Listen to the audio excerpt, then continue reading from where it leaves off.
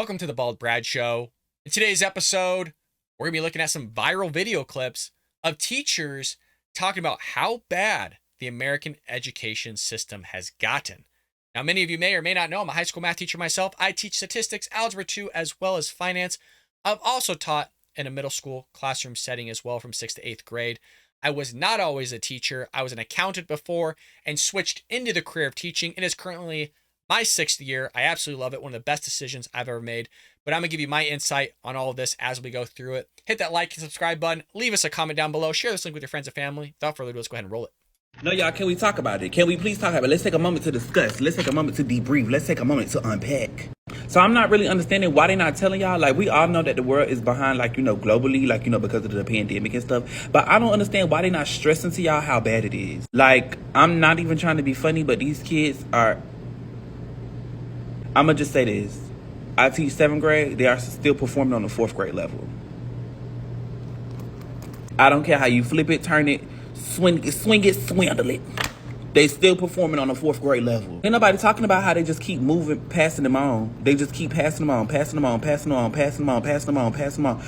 This guy's actually bringing up a great point and bringing awareness to, I think, what a lot of teachers are seeing and experiencing in the classroom. But as far as I've seen in many, many years of doing this now, nobody really talks about how a lot of students are not at grade level.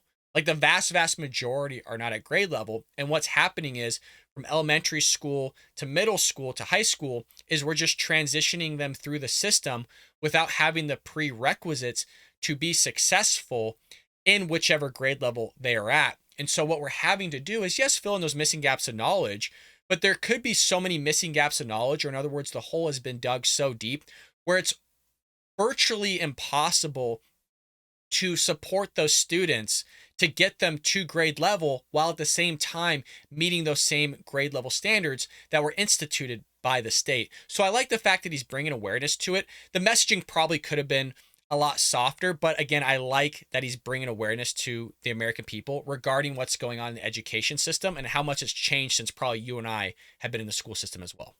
I can put as many zeros in this grade book as I want to. They're going to move that child to the 8th grade next year. Ain't nobody Correct. talking about that. Why they not talking about that? Why they not telling y'all that y'all... And why don't y'all know that y'all kids not performing on their grade level? Why y'all don't know this? Why y'all don't know? Talk about it. Let's unpack. Because y'all be quick to talk about, oh, the teacher this, the teacher this, the teacher... It's your job, baby. I just got here 30 days ago. She was performing on the 4th grade level since 4th grade. Why we not talk? Well, let's talk about it. You the teacher. You supposed to be, again, she's been on the 4th grade level since the 4th grade. We in 7th grade now, so you let this child go 3 years and you never knew that your child was still in the 4th grade, ain't never left the... Hang it up, flat screen. And 4th graders being nice. I still have kids performing on grade K, 1, 2, and 3rd grade levels. I could probably count on one hand how many kids are actually performing on their grade level.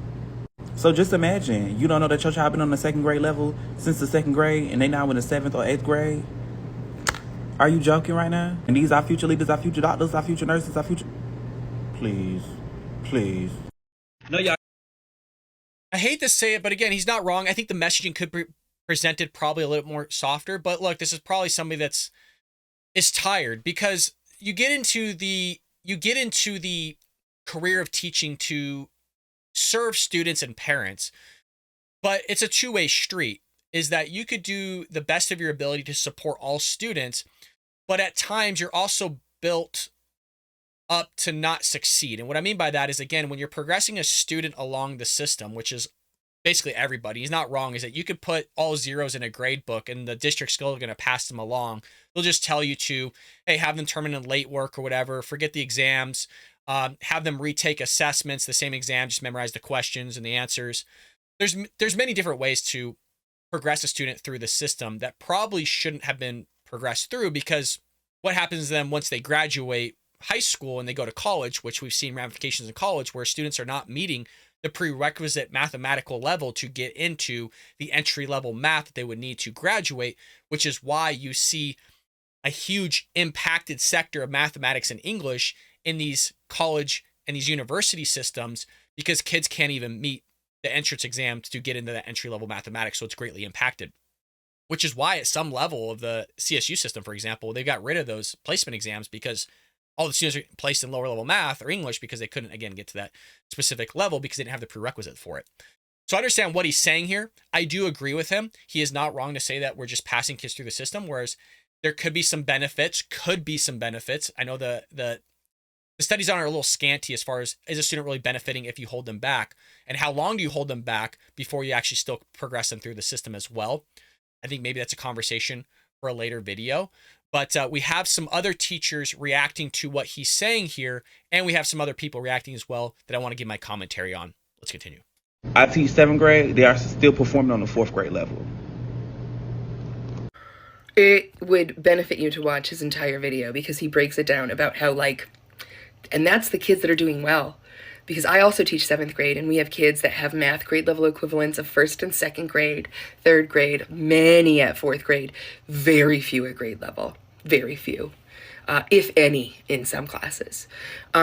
These kids can't read, they can't decode, they have no vocabulary, no background knowledge. I've never seen anything like it. For context, for 8 years, I taught a self-contained program for significant language-based learning disabilities. Like, it was the most restrictive environment. It was the step before being sent to a specialized school. And my 5th graders with significant language-based learning disabilities could write better than non-disabled 7th graders can now. They can't write a sentence. They don't know what state they live in. They don't know what region of the country they're in. They have no background knowledge. Most of them don't know who the president is. They're coming to school with no background knowledge. They have very low skills. And yes, part of my job is to help them find those skills. And as a special education teacher, like, I'm obviously going to be working with students who require specialized instruction, but I'm not talking about specifically my students. I'm talking about students in the grade, period. And this was the case last year. They can't take notes. They can't even attend to a video. They can't even attend to a 3-minute video clip. I can play it. I can tell them what it's going to be about. I can summarize what the video did, and not a single one can tell me what the video was about. Directions written on the board, stated by the classroom teacher, restated by me. All right, who can tell me what we just said? Crickets. They have no listening skills, no reading skills, no writing skills, and no math skills. And like this creator said, I've had them for 30 days. Not even, this is week 4. Again, everything that both these teachers have said, unfortunately, is true. It's not everybody, it's not every district, but I would say it is the mainstream, what we're seeing in the education system, where the attentive skills, the reading skills, the mathematical skills, they just aren't there. I'm not saying this is every classroom, but you're being set up for failure basically as an educator by progressing these students along and expecting a teacher just to fix it.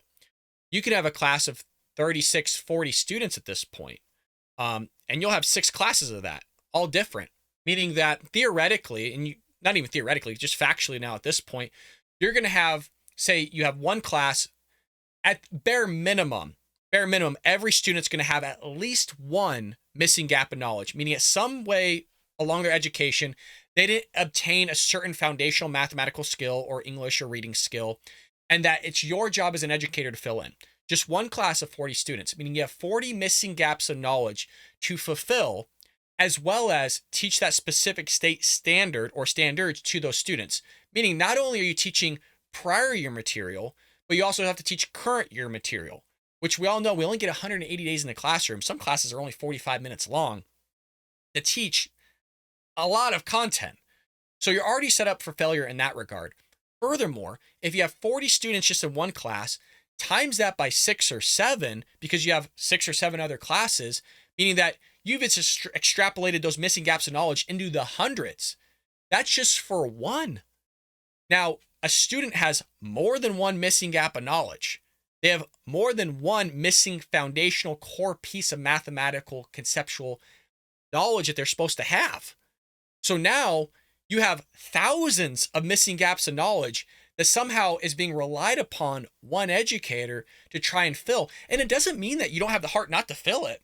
You're just trying to figure out an actual methodical way to fill in all those missing gaps of knowledge that not only will help them be successful at the current grade level, but also progress them through the system to where they'll be at grade level when they enter in the next grade, and you're not leaving all those missing gaps of knowledge onto the next educator, which is, as you can imagine, it's virtually impossible. That doesn't mean you don't have the heart. That doesn't mean you don't care. These teachers are just expressing and observing what they're seeing and just relaying that out to the American people. And it's subjective on how somebody wants to read into that and look at that. Now, I understand it's not an easy thing to chew on for somebody to say, look, our kids just aren't where they're supposed to be at. But it is true. You would have to imagine your kid comes home, your son or daughter, with maths homework or whatever it is. You could tell whether they know it or don't know it. So if they're really consistently struggling with mathematical skills at that grade level, odds are you could probably make that assumption that they're not at that grade level. And then what you could go do is just pull up the internet. If you don't have internet, go to the local library. It's absolutely free to you. And then find mathematical instruction online and just give them assessment yourself and see if they meet that assessment and just grade it yourself. So there's ways to see if they're at grade level. There's a ton of material online. I mean, hell, there's even artificial intelligence that will write you a mathematical assessment per some grade level and just see if they meet it or not. So let's see another video here of somebody reacting to the same gentleman. I'm going to just say this. I teach 7th grade. They are still performing on the 4th grade level. 7th grade English teacher here. I teach in Northern Houston, and I teach at one of the more affluent schools. When I tell you that these babies cannot read, they cannot write, and they cannot comprehend, I'm not being funny. I'm being dead serious. It doesn't exist. I have kids constantly asking me, how do I spell window? How do I spell important? How do I spell though? And they be serious. They're dead serious. I could ask them, who is the main character of your story? The story of 4-paragraph story we just read. Can't tell you. They don't know. They don't know. They don't know. It took us 4 weeks to get through how to answer a question in a complete sentence. So there's obviously more to that teacher, what they have to say. And again, I think a lot of this messaging, I keep saying the same thing over and over again. I think it comes across as very cold-hearted, but just like in many sectors, is that when you see something all the time, it seems like it's cold-hearted. It seems like, man, this is rough what they're saying. It seems like maybe they don't care, but that heart is still to care. It's the same way as when a doctor is prescribing or giving a diagnosis about something very detrimental to a patient and they're relaying it to the family. The doctor's not necessarily crying. Sometimes they might seem very stoic. They might seem calloused hearted, but when you've been in that environment for so many years, it doesn't mean that doctor doesn't care. It doesn't mean that they don't have feelings, but they're just expressing the concerns that they're seeing. And sometimes when we receive those concerns that we're seeing, it's merely a subjective feeling in terms of how somebody's going to feel when they receive that information. So some people are going to be upset, and they are, regarding these viral videos like this gentleman we're about to see here, reacting to this teacher, just relaying the fact of, hey, no matter what we do as educators, they're still going to progress these students along the system.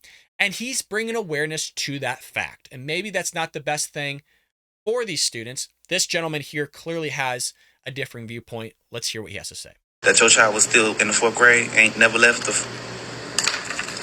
Now, let's just start with the fact that this was egregiously inappropriate. Imagine being a parent or a child and seeing your teacher get on TikTok or your child's teacher get on TikTok and talk about how behind your kids are in terms of their reading level. And it's not like it's hard to know who he's talking about. You're one teacher in a school. You only teach certain kids. Come on. And then my next question is, what's your plan to grow their reading levels? Because them same assessments that you use to determine what... So I want to just pause it there because there is some truth at the beginning to what he's saying. It's not easy to see an educator talk about students in general to a mass swaths of people, but we also do live in a different age to where everybody's posting everything online. And from what I'm seeing, I see a teacher bringing awareness to what he's seeing in the classroom. Now, maybe there's a different way of approaching it, of saying, hey, prior years, this is what I'm seeing and things haven't been fixed. But in a roundabout way, somebody could still make that connection that you're talking about current year students as well. I know for me, I talk about prior year students all the time. It doesn't mean that I don't like them. It doesn't mean that I have any ill will towards them. It's just merely observational critiques and characteristics that we've seen through the years that we've been teaching that we want to see fixed and that we're trying to bring awareness to. Furthermore, to try and expect a teacher to explain on TikTok, which is like what, 1 minute videos or something like that, 3 minute videos, on their plan to get them to grade level reading, you're going to need a very, very extensive video to do that. And what I mean by that, I'll come more from a mathematical standpoint. If I have somebody say in 7th grade and they're still at a 3rd or 4th grade mathematical level, you're talking an extensive amount of time that's not only going to be spent in the classroom, but outside the classroom to try to get that student up to grade level. The reason why I bring that up is they're already going to struggle at grade level as it is because they don't have the prerequisites to be, successful even at the prior grade levels. Meaning, no matter what I teach them in the classroom, they don't have that foundational skill, those rules that we learned inside mathematics to be successful in those current standards. So no matter kind of what you do, you can progress them. Say if they're at a 4th grade level, you can give them 4th grade material to get them to that 5th grade. But what about that 7th grade? So we're still not kind of resolving the issue. So I don't necessarily agree with that. He's like, well, what's your plan to get them at current grade level? Is it possible? Sure, maybe. I'm not saying it's out of the realm, but you're going to need a lot more assistance than what can be offered in the classroom to meet that student's needs. And that's our goal, is to meet those students' needs. And again, we're just there to service them. We're there to serve them as teachers and help them along the way. And I want to get this empathy across because I think some of the stuff we've seen, you don't maybe nearly see that empathy. It kind of just seems like, oh, it's just an issue and, whatever about it. But I want to correlate is that care, it's very hard to watch and see as an educator, and you want to service them, you want to help them. But sometimes it's like, man, the hole has been dug. Like, I'll still help you. It's not like you're not going to receive that help, but you have 40 other students inside that classroom as well that need your help too, that you need to be able to reach as well, and extrapolate that against 6 classes. You got a lot of work to do, that's for sure. Reading level they're on in the first place are not for you to get on here and tell the world that they're reading at a 4th grade level. It's supposed to be used as data to inform the instruction and intervention that you plan to provide for students who are not on the appropriate reading level. And while you telling the parents they should have known that their child was on a 4th grade reading level, it doesn't matter because it's not their job to remediate. That is not true. The parents are the number one educators. And I think this is kind of where I 100% disagree with him, is the parents are the number one educators. We're to facilitate that education.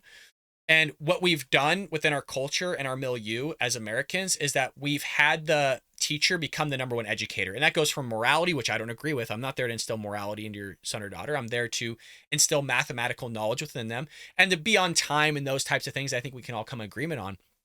But as a parent, it is the job of the parent to know where their son or daughter is at on an educational level. And again, you could print out those assessments anywhere online. You can go to any third-party person in your community and have that assessment done. And if you don't have the what they say equity to receive those services, which again can predominantly be done for free in some communities, is that you could do it yourself. And if you don't have access to the internet, like I said, there's a public library that's going to be available in almost every neighborhood or city for that. Or I mean, homeless people even have phones. If you don't have a cell phone, then I'm sure you have a friend or family member that can print something out for you to where you can give an assessment to your son or daughter and see where they're at in terms of grade level and reading or mathematics. He is right with the assessment being given to see where they're at in terms of grade level, and that data should be utilized to create instruction. 100% agree with that.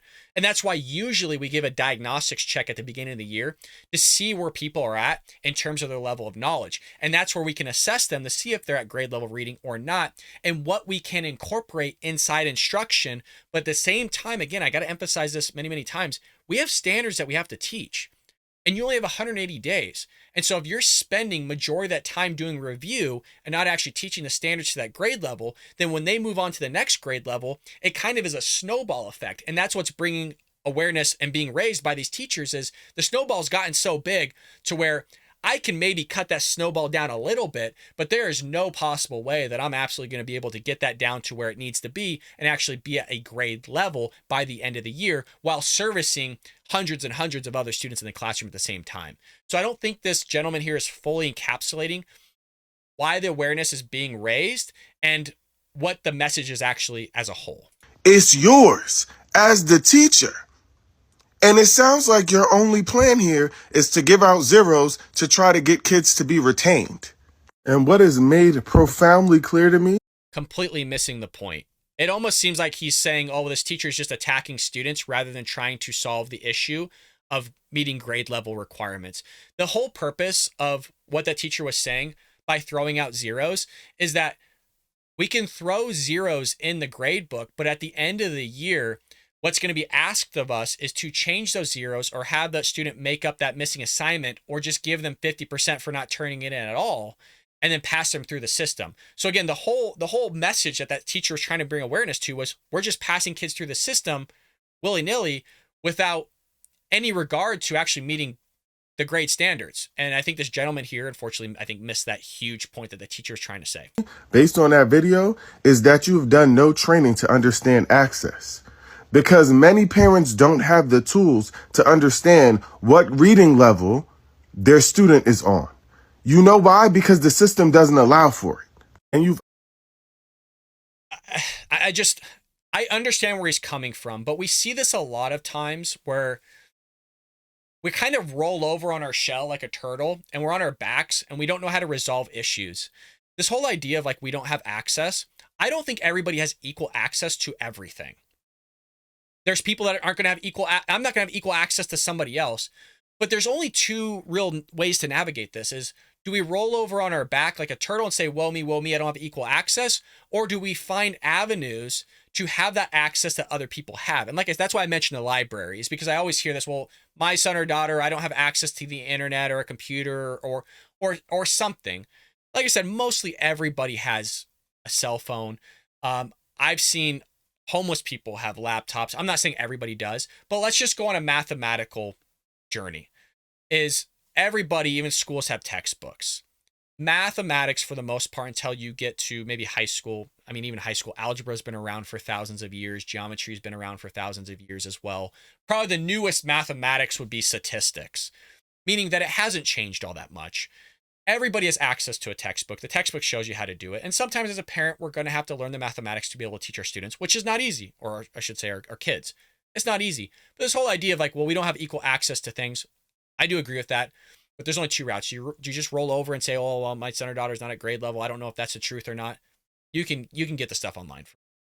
Is it going to be easy? Of course not. None of this is easy. It's not easy for the parents. It's not easy for the district. It's not easy for the school system. It's not easy for the teacher. It's not easy for the student. But just because something's not easy doesn't mean you can't do it. obviously done no research on how detrimental it is for kids to not be retained. Because if you did, you would know that every time that a student is retained, it makes it less likely for them to graduate from high school. So how would retaining them be helpful in any capacity?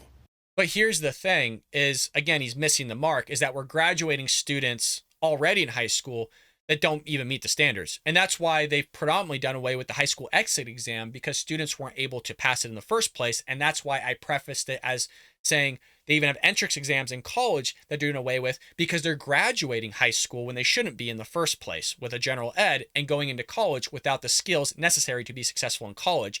And there's a swath of information and studies on that. I mean, there's entire books written on the idea of how the college and university system is slowly crumbling from the freshman to sophomore year, and they're having a mass amount of students at different milieus and social structures having to change majors because they don't inherit the prerequisites that they were supposed to have in middle school and high school to be successful in this major that they were choosing.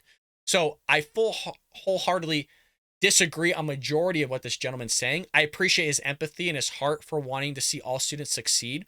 But this whole idea of, well, remediation isn't going to allow them to be successful. Well, the whole idea is having them remediate material so that they can be successful, because they're graduating high school without being successful in the first place. And we're masking that idea by shifting grades and manipulating a grade book to seem as if they are meeting standards when in actuality they aren't. And we've covered that here on the show, where they want to give, different districts want to give students 50% for not turning in anything, or giving them full credit for not even doing a full assignment, maybe a couple problems out of 20, whatever it may be. It's all manipulation at the end of the day, just passing through the system. I know I'm repeating myself, but this gentleman clearly missed the huge message that original 7th grade teacher was trying to portray. But it doesn't matter, Because you've already let every child and every adult know that you don't believe that their student can be successful in your classroom. You thought you ate them up. This is not the flex you thought it was. That's literally your job. The call is coming from inside. Hell up. So a lot of emotion coming from that gentleman. Just because somebody's at a 4th grade level and they're currently in 7th grade doesn't mean that they can't be successful. Again, the whole point was to bring awareness. And at times you're sitting there assessing your students and seeing, how can we navigate this road so that they can be successful? It's not about the heart of, well, let's just hold the student back or students. That is not the heart of an educator. Again, our heart is to try to figure out ways that we can allow our students to be successful, regardless of those missing gaps in knowledge that they had. Sometimes that's able to be accomplished and sometimes it isn't. And it leaves us in a bad position. It kind of makes us look like the bad guy because on one hand, we do care. We want to help these students. But on the other hand, we're being set up for failure because we're creating a system in which there are no boundaries to, do we progress a student forward or do we hold them back like we used to see, decades and decades ago? So I'm not sure if there's an answer. I mean, the answer, my opinion is that I think students should be held back. Now, for how long, I'm not sure. But we've created a system in which, from a behavioral level to a standards level, that all standards across the board have been lowered dramatically. And I think that's predominantly done by the progressive left because that's not a conservative Republican value. Our values want to be conserved, and we conserve the values that are good and we remove the values that are bad. And what we tend to see is the values that are exacerbated come more so from the progressive left because they want to progress those values that are bad and some that are good through a system in which they want to create equality for all. But as we all know, there's disparities through many levels of education. Our goal is to try to even out those disparities as much as possible. But at the end of the day, human nature is going to be human nature, and how kids and parents treat their education and how they value it is going to be different. Even in the same household. I mean, you can have twins in the same mathematical classroom. One really values their education and studies and one doesn't. One has an A and one has an F. Grow up in the same household, receive the same services, receive the same textbook, receive the same technology, whatever it is. And you're still going to have a disparity within there, even though they grew up in the same exact household and were offered the same exact curriculum and everything like that. There's a great book called Discrimination and Disparities by Thomas Sowell. I highly recommend you read it. But that's what we have for today. It wasn't me complaining. It was just bringing awareness to what we're seeing in the education system. I'm seeing that as well. Partly has to do with COVID, but not really as much as COVID. This has been going on for a very, very long time, and it's only gotten worse. And I think if we can get our standards built back up to where there's more repercussions for not being up to grade level of where you should be, and those repercussions don't necessarily have to be negative in terms of, I don't know how to phrase it, negative in terms of making the student feel bad, but offering those services. And sometimes those services are holding a student back to where they can receive and get up the pace of what they need to be successful moving forward in their education. So let me know what you think about this. Again, I'm not trying to hound anybody. I'm not trying to make anybody feel stupid by any means or be negative, but I wanted to bring awareness to, what I'm seeing as well. I think students are missing a lot of mathematical skills and English skills. And again, it is our job to help them. But the question is, do we continue to progress them through a system? And I think that's up to us as a society of, do we want to continue this trend? And if so, then, that's just what it's going to be. At the same time, trying to offer the most we can as educators to service you as the parent, but also your son or daughter in the classroom and help them as much as possible. But do we continue to progress them through the system and say, we'll figure it out later once we graduate high school? So if that's the case, that's mostly turned into just babysitting. That's not really academics and education if we're just going to pass your kid along this system without actually learning what they need to be learning. So let me know what you think about that in the comment section below. Do you agree with any of these teachers? Do you disagree with them? Do you agree with that gentleman at the end? What parts do you agree with? What parts do you disagree with? Let's create a discussion in the comment section. I'm very intrigued to hear what you all have to say, because it doesn't mean my opinion's correct just because I'm an educator. That doesn't mean anything. I'm just there to help them in their education and progress them to be successful within mathematics. Let me know what you think about this. Share this video with your friends and family. Hit that like and subscribe button. And folks, I'll see you tomorrow here on The Bob Brad Show.